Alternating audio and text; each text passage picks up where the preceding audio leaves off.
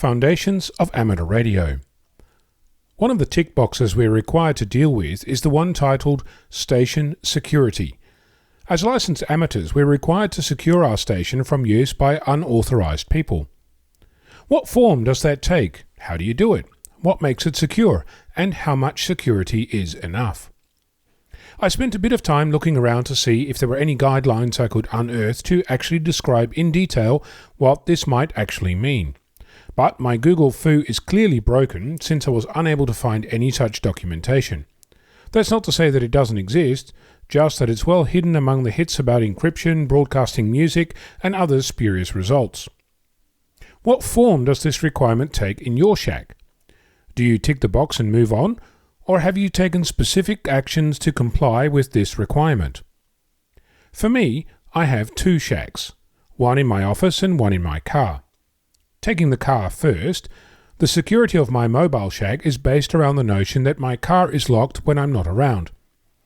Technically, my partner also uses the car and it's not directly under my control at that time, but the flip side of that is that the radio needs to be manually connected to a battery, the head of the radio needs to be connected to the patch lead, the antenna needs to be screwed in, and the coax switch needs to match the band you're trying to operate on. These things are not complicated for an amateur, but for a member of the public they form several barriers to entry before they could actually operate my station. In my office, where I mostly operate on VHF due to the high noise level on HF, security takes a similar form. It's in a locked house, that is, if I'm not home the house is locked. Similarly, when my partner is around they technically can get to the station.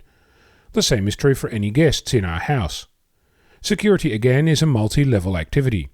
The station needs to be connected to power, the antenna needs to be connected to the correct port, the remote head needs to be connected correctly, and if all that is done, you can operate my station. There are no specific locks on my radio. The same is true for any station I've ever visited. All of the clubs I'm a member of have a room or a box with a lock on it, which is one barrier, but once that is breached, the radio behind it is good to go. This whole topic is an example of how we legislate for a particular thing, in this case preventing use by an unauthorized person, but don't actually specify what that means. So what type of security does your station have? What's enough security and what isn't? Is my station legal or not? What makes it so? What about your station? It's easy to read the rules and tick the box, but sometimes the tick box is a deep rabbit hole. I'm Onno, Victor Kilo 6, Foxtrot Lima Alpha Bravo.